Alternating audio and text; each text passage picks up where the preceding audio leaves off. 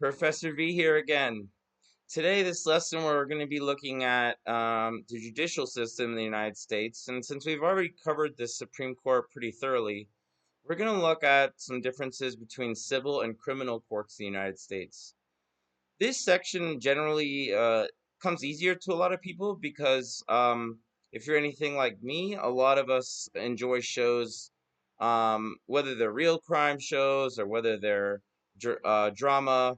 All the different legal shows that are on TV are pretty popular and they've been around for a pretty long time. Consistently, a lot of people enjoy, as interesting as it may be, sometimes seeing crime, how criminals get caught, and other shows would go into the police and prosecutors' actions, and there's all types of shows like that. So a lot of what we'll discuss is probably pretty familiar. But the first word, key term, I should say, that I'd like you all to know is due process, and that is spelled DUE, due process. And the idea of due process is spelled out among other places, but especially in the Bill of Rights.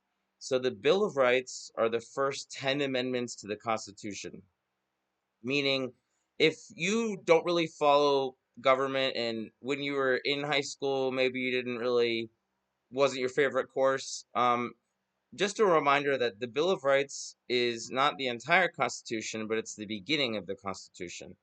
And we've already learned some of the amendments. Specifically, we've talked about the 10th Amendment, which is what provides for federalism, where when the states get to decide laws on their own in the absence of federal law. Um, we discussed, for example, the issue of abortion and how the federal government, through the Supreme Court, overruled Roe v. Wade, and now every state gets to make their own decision. So we have discussed that in the 10th Amendment. And we'll circle back to, I'm sure you've heard of the First Amendment with freedom of speech, press, religion, um, assembly, and the right to petition the government. If I'm speeding through these, don't worry. When we get to the ones that focus on today's lecture, I'm gonna slow down and go in detail. The Second Amendment, as most people know, then is the right to bear arms and a militia. We'll talk about that more in a future video. The Third Amendment is arguably obsolete. It prohibits the quartering of soldiers in people's houses. The Fourth Amendment, though, for this lecture is where we want to pick up. So, the Fourth Amendment of the United States Constitution, it for me is one of my favorites. And the idea of the Fourth Amendment, I like to put it in just normal, everyday layman's terms instead of the old English grammar that's a little bit harder to understand and digest and remember. The Fourth Amendment prohibits the government from searching or seizing your stuff without probable cause, reasonable suspicion, or a warrant. So, what that means is this, that if you are driving home today from wherever you work or from wherever you're going, and let's say that you get pulled over, I think we've mentioned this in a previous lecture, you get pulled over because you're speeding. That is not a violation of the Fourth Amendment, per se, by a police officer. But if you're pulled over and you were not speeding and you were pulled over because of your race or because of your gender or for any characteristic about you or bumper stickers on your car or whatever it is, that is not conducive to or consistent with the Fourth Amendment. So what really, the way I would try to characterize it is pretty simply this. The government has to have a legitimate reason to look through your stuff. And that's what searching would be. And seizing would be to take it. Now, I'm going to introduce a topic, and I'm gonna show a separate video. It's just to show you, so you guys know, there's a comedian named John Oliver. He's probably done 1,000 different political videos. I do not subscribe to his political views necessarily. I don't agree or disagree. I don't take a position. But what he is able to do, and what comedy can do sometimes, is to kind of open up a really mundane issue and explore it in a way that's interesting and that you can remember. Um, and that's why things like TikTok are popular because they're able to explain And now, not everything on there, if not most of it, is suspect as to whether or not it's accurate. But the piece by this comedian John Oliver, and I apologize, I'm not a person who swears or cusses, but he has a few salty words. But I think you'll get the point that this thing called civil asset forfeiture, civil asset forfeiture, asset being something that you have or you own or your property. Civil asset forfeiture is kind of it's not in the Constitution. It's not specifically prohibited in the Constitution, but it's certainly not endorsed or advocated in the Constitution either. And what it is it's the practice of the government, in most cases police, being able to seize your property. So they're going to probably first search it and then they're going to take it. In this instance, they seize your stuff and you will have to go down to the local court and prove that your possessions were innocent, which doesn't seem to make any sense. And that's kind of why we learn about it, because it's a very unique practice. It's very controversial. There's actually a pretty good bipartisan agreement between a lot of Republicans and Democrats that it's not constitutional. But here's what it's meant for, and here's what's the abuse of it could already be imaginable if someone just wants to pull you over and just take your nice stuff, and then if you don't come claim it, it's theirs. That's obviously an abuse of the system. But what it's meant for is for the government to be able to take possessions from people that are doing illegal activities. I'll give you an example. So if there's like a drug cartel or any outlaw you could think of for any type of um, crime, and the police or FBI get a tip that this person is in this house and there's this much drugs there and there are this many guns and cash, and they go in and they, let's say at this moment they have to make a quick decision. We don't have time to go get a warrant. We believe this tip is legitimate, so we're going to go in and try to catch this person. The person escapes out the window, and you are there as police or FBI with a room full of, fentanyl and cocaine and guns and cash.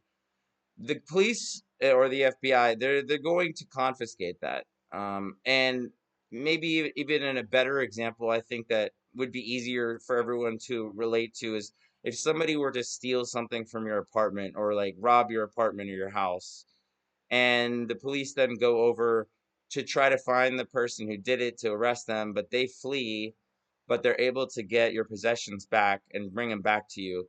That's what civil asset forfeiture is really meant for, those type of situations. So forfeiture just means that you're forfeiting something, you're losing it. Now, to go back to the Fourth Amendment and how this ties in. So the Fourth Amendment, remember, says the government can't search you or seize your stuff without probable cause or reasonable suspicion that a crime has just occurred, B, a crime is currently occurring, or C, is about to occur. Um, or in the best case scenario, a warrant. Although it's not always possible to get a warrant because a crime could be happening at that exact moment and you don't have time to go to a judge or magistrate, and you have reasonable suspicion that, say, someone is swerving, they might be drunk when they're driving, you're going to be covered legally under that.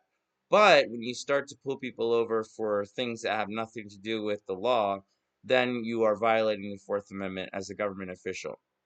But with civil asset forfeiture, here's the big difference is that the police in the cases of civil asset forfeiture, um, when you go to a criminal case and you are hopefully not, but you're taking a trial and you're on trial for something. Now let's say you're innocent in this case. You goes to trial. There are 12 jurors. All 12 of them have to say whether you're guilty or innocent. So the burden of proof for a court case in a criminal setting is 100% unanimous. And that comes later in the Fifth and Sixth Amendments.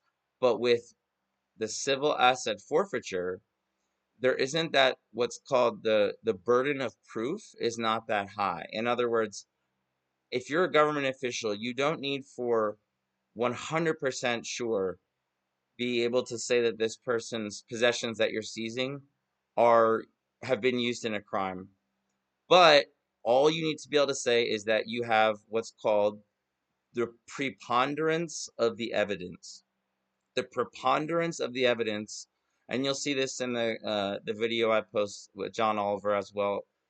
The preponderance of the evidence is just a fancy way of saying if it's between he said, she said, yes, no, maybe so, I'm not exactly sure, but a little bit more this than that. There's a little bit more chance that this possession has been used in a crime. Okay, that's not the same as the criminal standard of burden of proof, which is 100% for in order for you to be found guilty of a crime. Your stuff doesn't get your possessions don't get those constitutional rights under civil asset forfeiture. So if you're watching this right now and you have more questions about this, watch the John Oliver one and we'll come back. I bet you'll have most of the other questions answered, but if not, please follow up. But I did want to point that out. The Fourth Amendment has this tangent that is kind of outside the Constitution, but it's a very common practice. And a lot of police stations and precincts, they don't have rules on.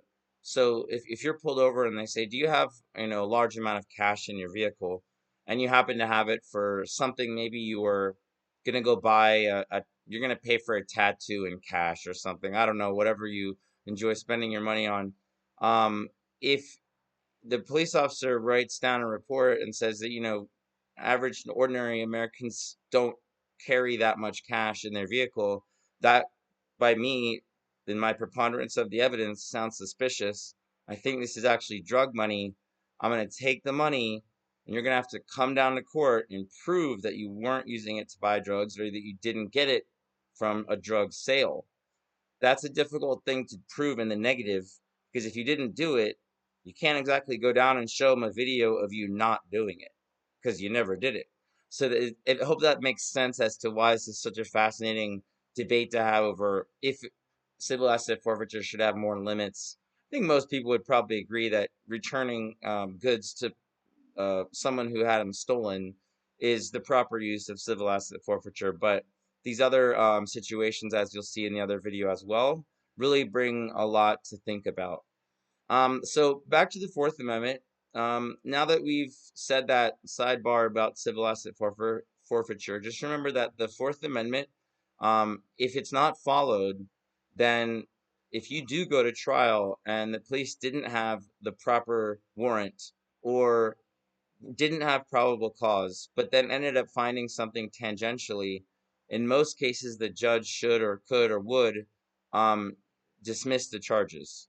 So it's important that it's good for everyone when the rules are followed. I'll put it like that.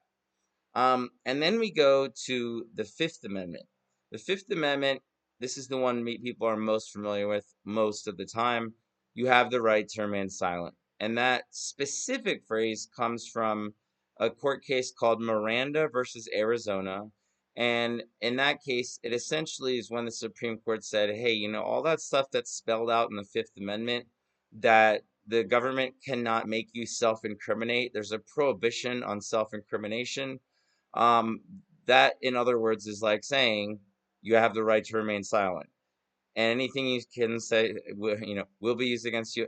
All of that is straight from the Constitution, just worded a little bit easier to say in modern English. And that's the one I was referencing when people, when I say people know about due process, whether they realize it or not. That's definitely what I was referring to. Is the crime shows everybody's heard that phrase before somewhere. Maybe you've heard it yourself. It's none of my business, but you have the right to remain silent. Anything you say can and will be used against you in a court of law. And then it goes on, and I'm going to add something here that is a little bit tricky, but if you follow along, it should be okay to understand. There's a part of that Miranda warning, that phraseology that police or FBI would have to say when they arrest you. There's a part of that that also goes into the Sixth Amendment, because then it says, one, if you cannot afford an attorney, then one will be provided for you. And that is from the Sixth Amendment. And so that's why I kind of do this lesson the way we do it Fourth, Fifth, and Sixth Amendments really go together.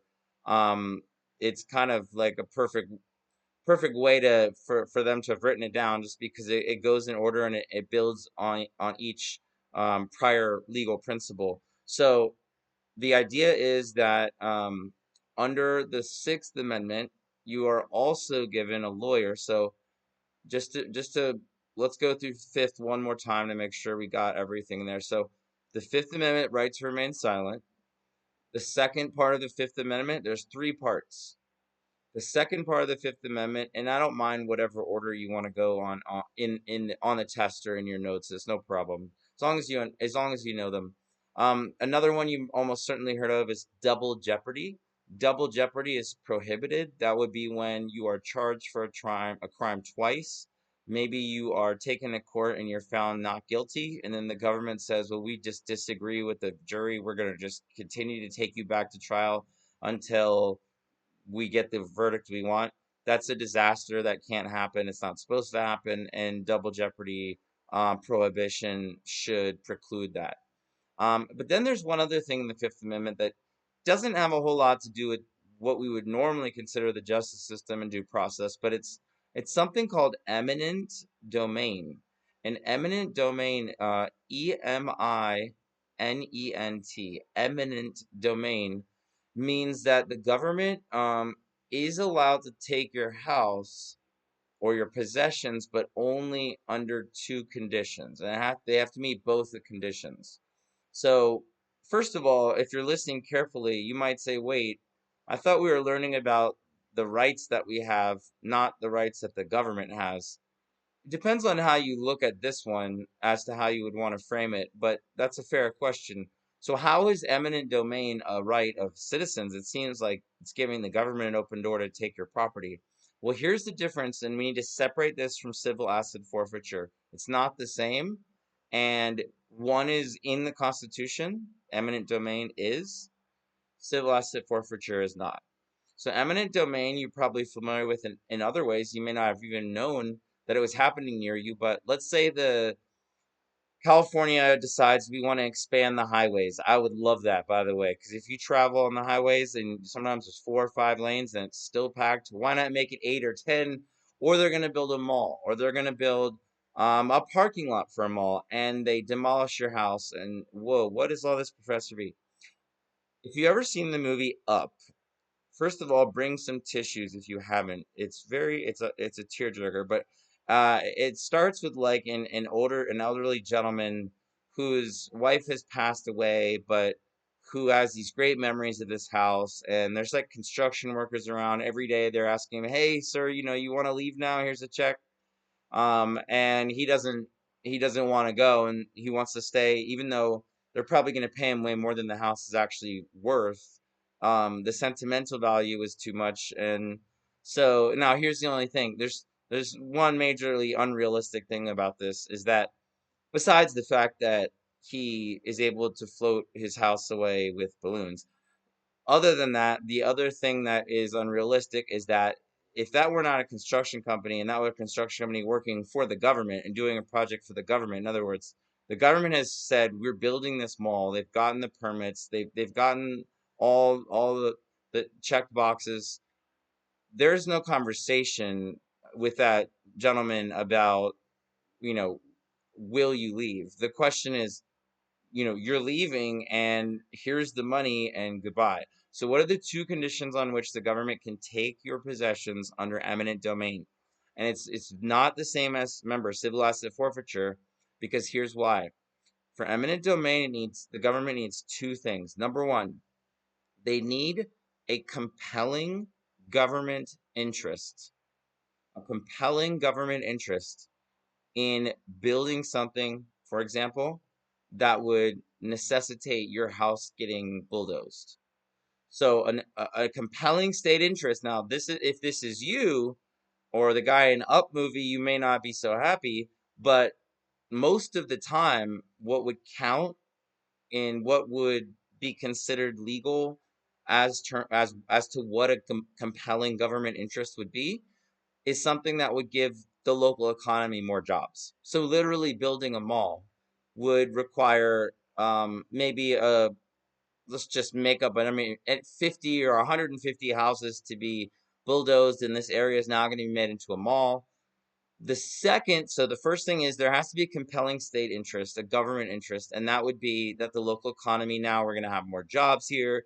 People are going to have to, people are going to get jobs from building it. People are going to get jobs from working at the mall later. It's going to bring tourists in. This is a compelling government interest. That's usually good enough. But then the second part that makes eminent domain different than civilized fortures is a government has to pay you. So the second stipulation for the Fifth Amendment with eminent domain is the government can take your stuff if there's compelling government interest they can prove in court, and they pay you the full market value of your house. So if you look at it that way, it is a right that you could say, depending on how you see it, it's the government's right to take your property in a pinch if they really feel like they need to, but it's also a protection for citizens to not just have the government randomly just taking your house and kicking you out, leaving you without a home or place to stay type of thing. With that said, we're gonna go on to the Sixth Amendment. The Sixth Amendment is really probably probably my second favorite. Well, I was gonna say top 10, but the Bill of Rights is 10 rights, so it's not much of a statement to say that. The Sixth Amendment has a bunch of things, and a couple we already talked about. Just in brief reference, we said that there's gonna have to be a jury that's unanimous. I'm gonna come back to that in a second.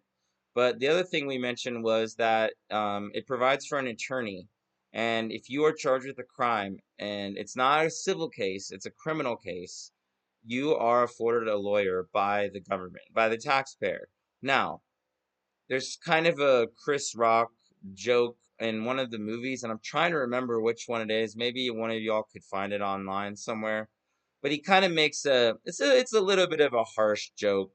But he says something to the extent of, you're under arrest, and if you can't afford an attorney, we'll give you the one who finished last in law school and the one who barely got it. So the reason that's harsh is because what the joke is to say that people who finish law school, and again, this is not something that I believe is true, but it's just kind of funny to think about, how pop culture and politics can override each other sometimes. But the reference he's making is he's saying that if you're a really great law student, you wouldn't go as soon as you're done with law school and go work for the government as a public defender, because you're not going to make that much money and you're going to work a ton more. You'd go like start your own law firm or something. Now, here's a great piece of news, whether or not you like or dislike justices based on their political, leanings. But we have a justice on the Supreme Court, Justice Jackson, the first and only ever Black American woman to be on the Supreme Court, and she was a public defender. So she kind of takes that Chris Rock joke and throws it on its head because she was as bright. I mean, if you're on the Supreme Court, you may not agree with the 9 people on there, but they're smart. Every single person on there is as knows a lot. You might disagree with their approaches judicially, but so it's kind of a silly statement, but I think it's important to note that you don't have to leave law school and go start your own law firm. You could go and be a public defender, and it'd be an extremely admirable job because there are people who are a lot of people that are straight up innocent and they don't have money for a lawyer. And if you don't have that even game when you get to court, there's a very good chance that you could be convicted of something you didn't do because you don't understand the law. And I'm not even going to try to pretend I'm not a lawyer. As much as I like American politics, I wouldn't feel comfortable representing a lawyer. Just is it is a specific skill set, and so now I thought of something that was really like hard about this was a couple months ago, maybe it may have been a year to be honest with you now, but the person who I don't like to say their name, but the person who did the Parkland school shooting, uh they were going to face the death penalty, and the public defender that was assigned to the case has to sit next to this guy who shot and killed like 20 people in a Florida high school. I think it was on Valentine's Day. Um, I thought about that and I thought, man, just as a human being, what a tough thing for that person, that the lady who happened to be assigned to be his public defender. She doesn't want to be there with him. No one wants to defend someone who does that. And by the way, she's not trying to defend it. Um, it's fulfilling a constitutional duty. And so for me, that's why I say that kind of Chris Rock joke is harsh, because for me, public defenders are heroes. There's going to be times when they take a case that, none of us would want to be sitting next to a school shooter and representing them, no matter if it was constitutionally mandated or not. But there's a lot of other scenarios where their work could be extremely rewarding. And like Justice Jackson, they're helping innocent people who don't have a ton of money to get their lives back after being falsely accused, and that is awesome. So that's one big part of the Sixth Amendment. Now we've really gotten that down. Again, we already said this, but just to make sure the language of it is clear, you're going to have a jury of your peers. And the jury of your peers is supposed to be a group of random people that live in the district where you live. They're going to try to whittle it down from anywhere from 100 or 50 down to 12, sometimes 16, and then they'll have alternate jurors in case someone's sick. And the people that will be immediately thrown off the out of the jury pool, and it's not always a punishment, would be, say, if it's a murder case, and the first question the defense asks or the prosecution is to you as a potential juror, do you know anyone in your life that's ever had violence occur? And if you say yes, then the assumption is that unfortunately you've had something so personal happen that you may not be able to make an unbiased decision. And so you would be dismissed from the jury before it even started. So they're going to go through that process of whittling it down to 12 people usually. And then when that happens, that jury of your peers is finally met, then you have to have all 12 jurors in a criminal trial agree on the verdict. So if it's 11 to 1, you keep debating, and you, if it's 6 to 6, 7 to 5, you would keep debating amongst the jurors until there's a verdict that's 100%. And the reason that makes sense is because if you sue me and then I am able to prove later that you are wrong and that your lawsuit was faulty, I can just sue you back. But if you put me in jail, or someone puts you in jail or prison for 20 years, and then they realize it was a mistake, it's not like handing a check over and saying, here's 20 years of your life back. Sorry about that. I mean, I think about this. If someone said to you right now, you're going to go to jail for prison for 20 years for something you didn't do, how much money would be an acceptable amount of money for you to be able to sacrifice the next, for however old you are right now, to 20 years from now? How much money would suffice to pay back that time you missed?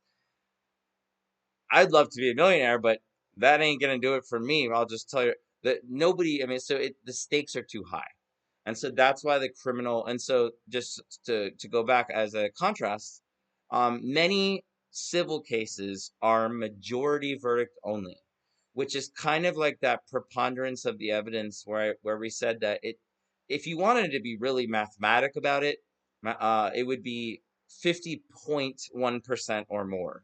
So anything more yes than no, that's not a very high standard compared to unanimous jury of a criminal side. The Sixth Amendment also talks about being able to subpoena witnesses. And if you're not familiar with that word, subpoena, a subpoena means that you are able to call someone to testify or bring documents or text messages or phone logs to court, even if you're the defendant. So let's say, and I'm going to give you all a real life scenario and see if you can think about how this is possible and why the judge was correct in this case.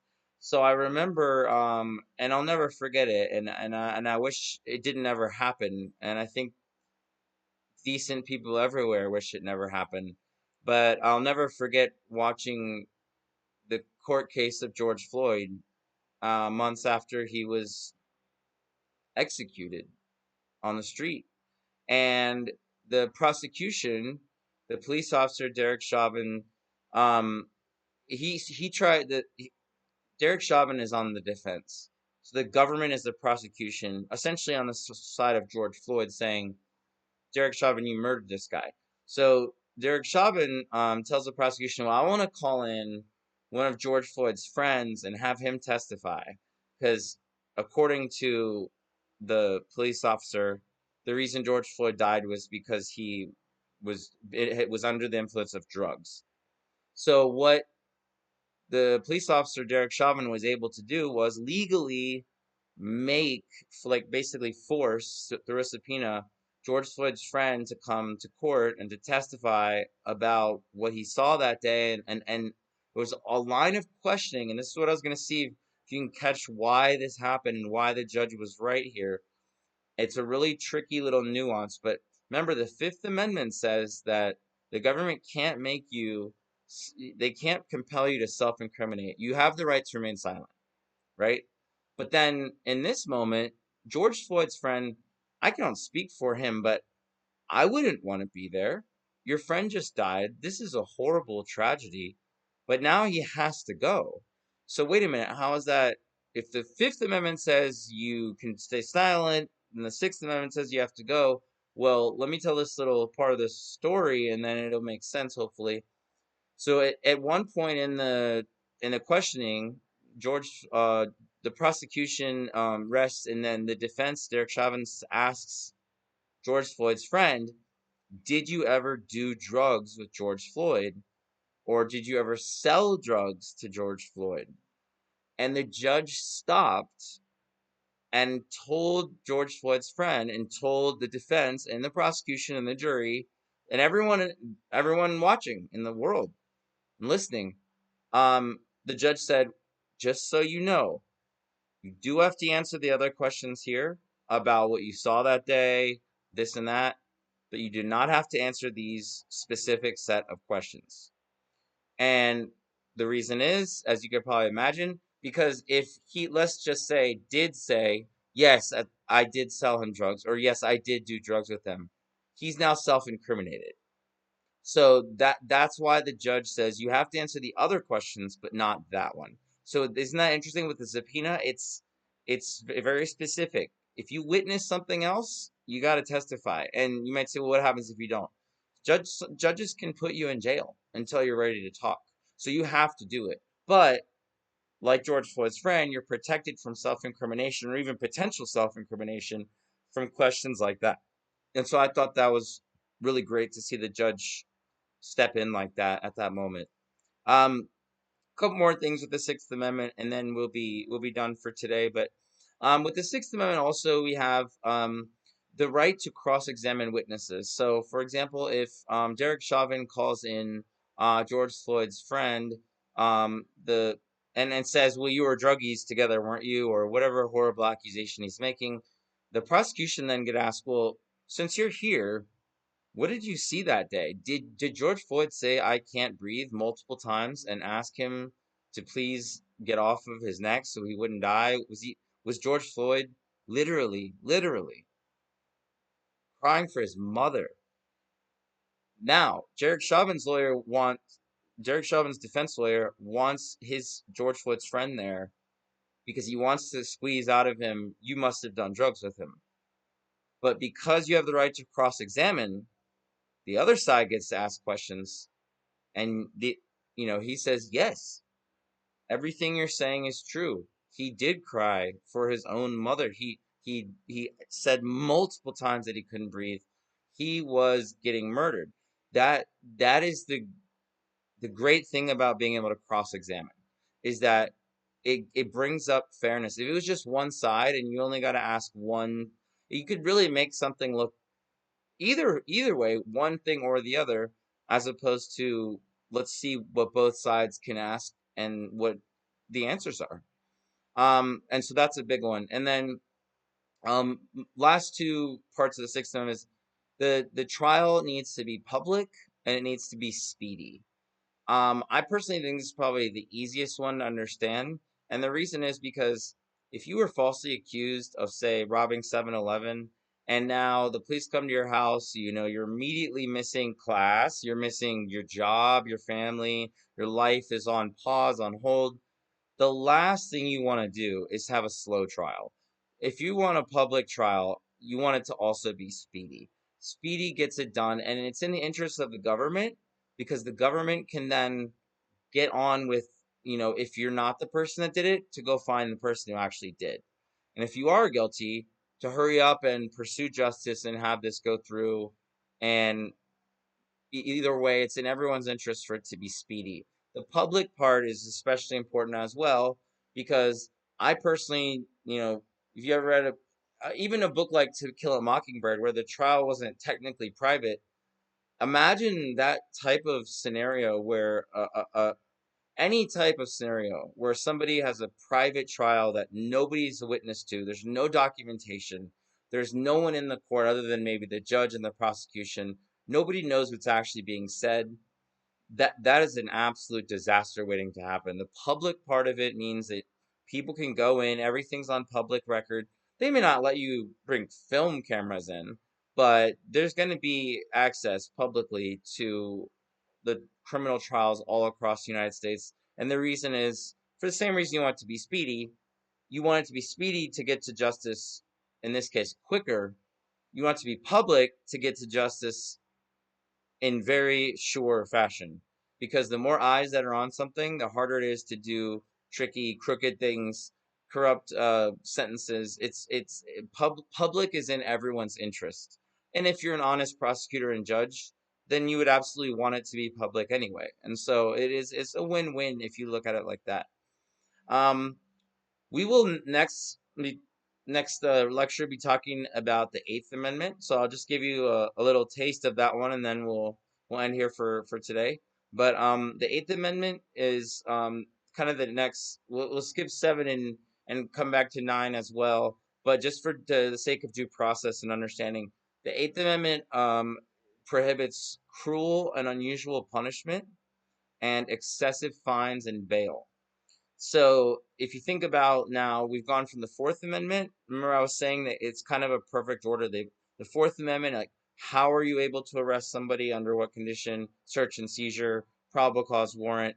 Then do they have to talk? The Fifth Amendment, can you put them on trial twice? No. The double jeopardy, prohibition. The Sixth Amendment, as we just did, and then you get on to the Eighth, and then once someone say is sentenced, you cannot, the government is prohibited from having from engaging in cruel and unusual punishment and or excessive fines or excessive bail.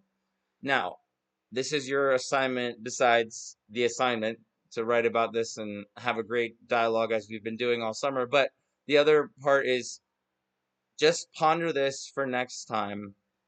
What counts as a cruel punishment? What counts as an unusual punishment?